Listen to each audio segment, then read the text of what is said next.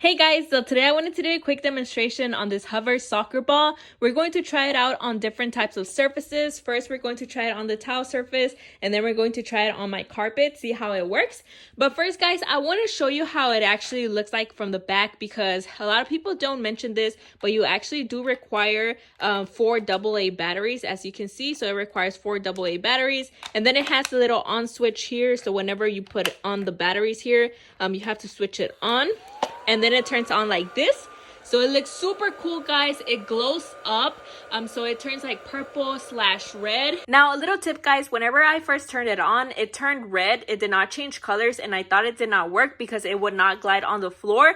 But just let it sit down for a little bit, and then once it changes colors and it turns purple and red, that means that it's ready, and then you can start playing around with it. So let's go ahead and turn it on like this. And as you can see, guys, it's already changing colors and it's gliding on the floor. That means that it's ready for us to play with. So we're just going to kick it off like this. It's going to hit the furniture. It's going to bounce back. Now, I have little lines on my tile, so sometimes it gets stuck there. Now, I wanted to show you a close-up of the colors, guys. So this is how it looks like when all the lights are turned on.